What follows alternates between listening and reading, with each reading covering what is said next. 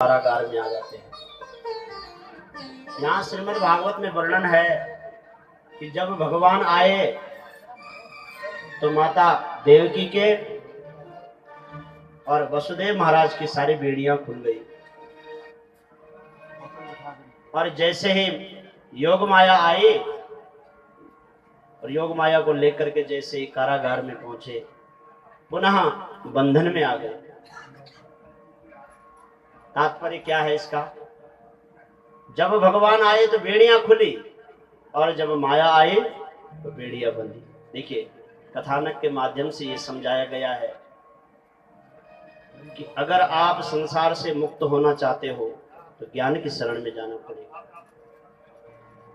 ज्ञान ही एक ऐसा तत्व है, इसलिए कहा ना। और ज्ञान के लिए हमको करना क्या पड़ेगा? ज्ञान प्राप्ति के लिए क्या करना पड़ेगा? ज्ञान किसके पास आया? माता देवकी के गर्भ में और वसुदेव के यहाँ आए, लेकिन गए कहाँ? नंद बाबा के भवन में, माँ यशोदा के पास गए। देखिए, बड़ा तत्वात्मक है। और हमारे श्रुति भगवती ने कहा है, स्मृतियों ने कहा है कि श्रद्धावान लभते ज्ञानम तत्परा संयतेन्द्रिया। ज्ञान कहीं जन्म ले रहा है और पहुंच का रहा है श्रद्धावान लभते ज्ञानम, जो कहीं जन्मों से भगवान का इंतजार कर रहा है कि कब मेरे द्वार में भगवान आए। और भगवान यहां ज्ञान गया श्रद्धा के पास और यहां माया आई, क्योंकि लीला करनी है ना भगवान को। भगवान ने ये जो वसुदेव जी और देवकी माता है, ये पूर्व जन्म में साक्षात दिव्य रूप में है। जब तप किया तो तपस्या के माध्यम से भगवान ने बताया कि यद्यपि मैं आपके यहाँ जन्म लूंगा, लेकिन मैं बाल लीला जो है गोकुल में ही करूंगा। बोले यही पूर्व जन्म में मनु और शत्रुपा है। इन्होंने बहुत काल तक जो है भगवान को प्राप्त करने के लिए तप किया। महाराज भगवान जब गोकुल में आए तो गोकुल में क्या हुआ? बड़ा नंदोत्सव हुआ, आनंद चारों तरफ जो है। भगवान की जो दिव्य छटा है, सबका हृदय, जिस देव मंदिर में दीपक बुझ गए थे वहां दीपक जल गए। जहां यज्ञ होना बंद हो गया था वहां यज्ञ हो रहा है। अब देखिए, यज्ञ हो रहा है, इसका मतलब भगवान हमारे बीच में है। जब यज्ञ बंद हो जाएंगे ना, समझ लो भगवान हमारे बीच से चले गए। ये प्रतीक है। महाराज गोकुल में तो हर व्यक्ति का हृदय ऐसा मगन हो गया आनंद में, सब नृत्य करने लग गए। अब बताओ, पुत्र तो हो रहा है नंद बाबा के घर में, लेकिन भागवत में वर्णन है कि पूरा गोकुल आनंद से परिपूर्ण हो गया। कथाएं बहुत आज भगवती रुक्मणी मंगल तक पहुंचाना है। कथा भगवती भगवान का विवाह जन्म से लेकर वहां तक। इसलिए भगवान जैसे योग माया ने आवाज लगाई बहुत जोर से, वैसे कंस की नींद खुली। कंस को जबकि वसुदेव जी ने समझाया था कि जिस समय ये शरीर जन्म ले लेता है, इस शरीर के साथ मृत्यु भी जन्म ले लेती है। मृत्युर्जन्म भताम वीरे देहे न सजायते अद्यवाब्दे शतान्ते वा मृत्युर्वै प्राणिनाम ध्रुवः। बोला, हे कंस, तो मृत्यु के भय के कारण अपनी बहन को मारना चाह रहा है ना। और ये संसार का ध्रुव सत्य है कि जिसने जन्म लिया है उसको मरना है। मृत्युर्जन्म भताम वीरे। हम सोचते हैं ना कि शरीर ने जन्म ले लिया। बोले, जिस समय ये शरीर जन्म ले लेता है, मृत्युर्जन्म भताम वीरे देहे न सजायते। देह के साथ मृत्यु भी जन्म ले लेती है। अद्यवाब्दे शतान्ते वा मृत्युर्वै प्राणिनाम ध्रुवः। बोला, इस संसार का एक ध्रुव सत्य है, वही ध्रुव सत्य है मृत्यु। जन्म अगर लिया है तो मरना भी पड़ता है। लेकिन कंस भयभीत, जैसे योग माया ने बहुत जोर से आवाज लगाई, महाराज दौड़ा कि मेरे काल ने जन्म ले लिया है। और दौड़ के जैसे ही पहुंचा, महाराज वो तो बालिका थी, बालिका देख करके इसका हृदय जो है बदलने लगा। उसने कहा अरे तो बच्ची है, इस बच्ची को क्या मानना है। एक बार सच्चे हृदय ने उसको भी आवाज दे दी थी कि बालिका को नहीं मारना चाहिए। देखिए कथा बता रहे, कंस जिसने 6 पुत्रों को मार दिया और जब बच्ची को देखा ना हाथ में, तो उसके मन में भी एक बार दया का भाव आया कि बच्ची है, इसको नहीं मारता हूं, ये मेरा क्या बिगाड़ेगी। किंतु दूसरे क्षण सच्चे मन की आवाज को दबा दिया और जो बुरा मन है उस मन ने इसके सच्चे मन के ऊपर आक्रमण किया और बोला अरे भैया, इन देवताओं का कोई भरोसा नहीं, ये किसी रूप में भी आ सकते हैं, ये माया भी है, हो सकते हैं इसने रूप में आया बाद में पुरुष बन जाए, इसलिए इसको छोड़ना नहीं है। और उस बालिका को ले जा करके एक शिला पे पटकता है, पटकना चाहता है, लेकिन भगवती वो तो जगदम्बा थी, योग माया थी, उसके हाथ से छटक करके आकाश मंडल में चली जाती है। बोलती है ये मूर्ख, मुझको मारने से तुझे कोई फायदा नहीं होगा, तेरा मारने वाला गोकुल में जन्म ले चुका है, इस धराधाम पर। बस जब उसने ये सुना, भगवती अंतर्धान हो गई।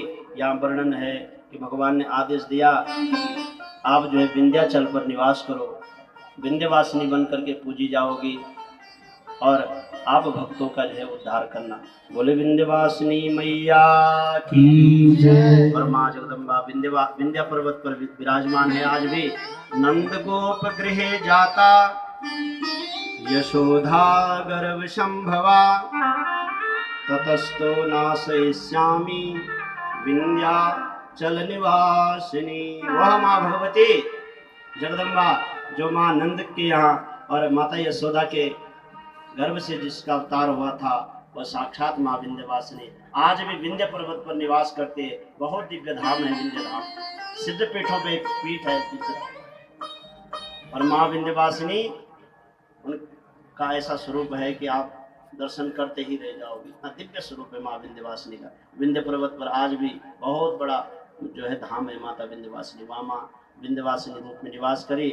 यहाँ कंस ने कहा भैया 6 मरवा डाले, एक लड़की को भी मारना चाहा, लेकिन मेरा काल अभी जीवित ही है।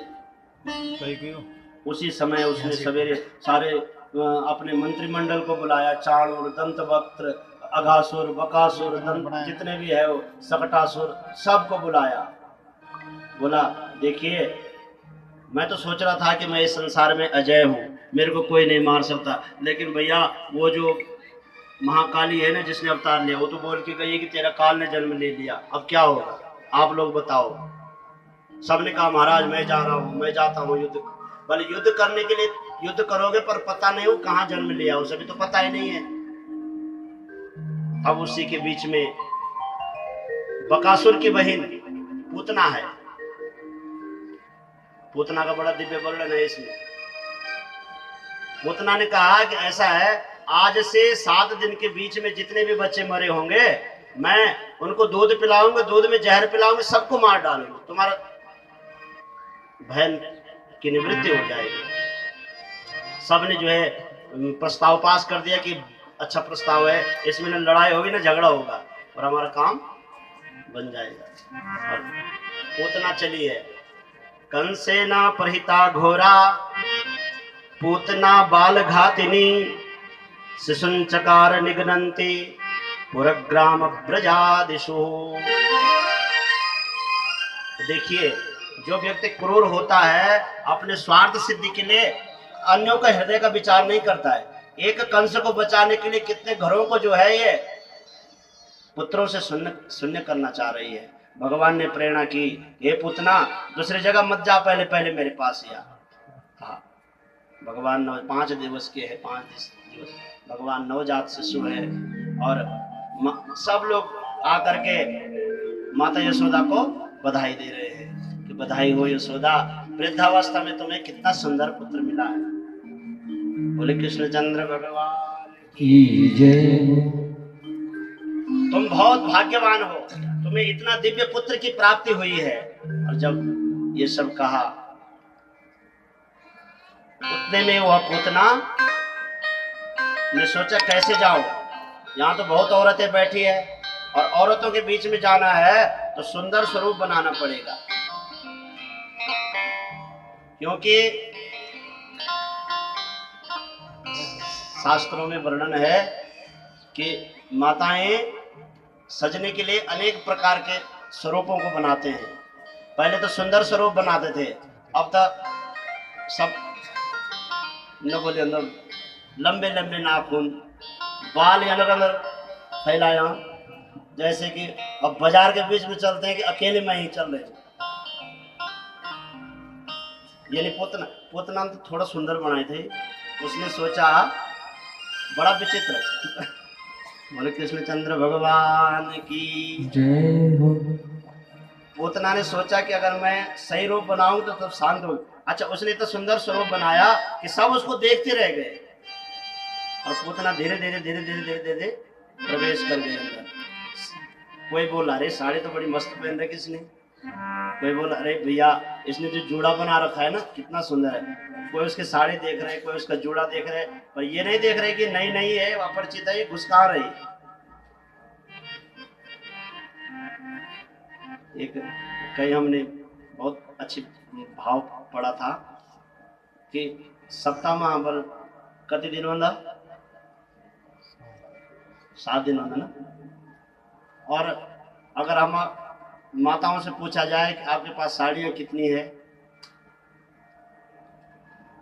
तो ये तो कोई न बोले अखमा बैठो जाएगा 7 से कम बोली, 7 से तब ज्यादा ही बोली। अच्छा, अगर और कहीं जाने की बात आती है तो क्या कहते हैं माताएं, कपड़ा चाहिए नहीं मैं नोनू कहन में, बड़ी समस्या। अच्छा, शास्त्रों ने तो कहा कि कपड़े से कोई सुंदर होता ही नहीं है, सुंदर तो मन होना चाहिए। अगर मन अगर पवित्र, मन अगर सुंदर है तो मुखमंडल में वो सुंदरता चल गई। तुम कहते हैं पाउडर लगाओ, जाने पाउडर लगाओ, लिपस्टिक लगाओ, क्या क्या कर, लेकिन अगर मन अगर खराब ना, मान लो किसी ने खूब श्रृंगार कर रखा है, दिव्य एकदम बढ़िया बढ़िया श्रृंगार कर रखा है, और उसको किसी ने जो है ऐसे शब्द बोल दिया तो उसके दिल को लग गई बात, तब देखिए आप उसका मुखमंडल, बिंदी अपनी जगह, चूड़ी अपनी जगह, लेकिन जो वो आकर्षण है, जो वो आभा है, वो आभा नष्ट हो जाएगी। क्यों? कि सुंदरता का प्रतीक तो मन है। और पुराणों में तो लिखा है कि अगर सुंदर बनना चाहते हो तो सरल उपाय है, कुछ न तो पाउडर लगाने की जरूरत है, न कुछ लगाने की जरूरत है। नित्य भगवान को एक सुंदर पुष्प चढ़ाइए आप, एक फूल जो है ऐसा व्रत ले लीजिए, साल भर तक व्रत टूटना नहीं चाहिए, एक वर्ष पर्यंत आप भगवान को पुष्प चढ़ाइए। शिव पुराण में कथा है, भगवान विष्णु ने ली ये प्रतिज्ञा कि मैं शिव के चरणों में नित्य 1000 कमल चढ़ाऊंगा। बहुत दिव्य कथा है शिव पुराण में। और भगवान शंकर ने परीक्षा ली भगवान विष्णु की भी, रोज 1000 कमल चढ़ाते थे। एक दिन भगवान ने क्या किया, एक कमल वहां से गायब कर दिया। अब भगवान आसन लगा के बैठे हुए थे, हमारे में थोड़ी नहीं कि पूजा माँ बैठे ताई फोन आए और पूजा छोड़े फोन की तरफ दौड़ी। नियम तो यह है कि आपने आधा घंटे का आसन लगाया है तो आधा घंटा भगवान के पास बैठो। जिस इष्ट की आप पूजा कर रहे हैं, जिस देव की पूजा कर रहे हैं, अगर आपने उसको छोड़ करके दूसरी तरफ भाग गए, अपमान हो गया उसका। इसका मतलब उससे बड़ा वो हो गया जिसके लिए जय फोन लेता है हम दौड़ी, वो फोन पड़ोएगी। इसका मतलब शास्त्र कह रहे हैं कि अगर आप आसन में बैठ गए हैं तो बैठो, फिर आप 10 मिनट बैठो, 5 मिनट बैठो, भगवान के होकर के बैठो। और थोड़ा सा हमने शुरू किया माला, एक माला शुरू हुई तब घंटी बजेगी फोन की। अब आपको भी न उठना, तब 10 बार जाने दीजिए, जो आपके भाग्य का होगा उस समय आप वहां पहुंच जाएंगे। कुछ समय के लिए आप, ये वर्णन है। अब भगवान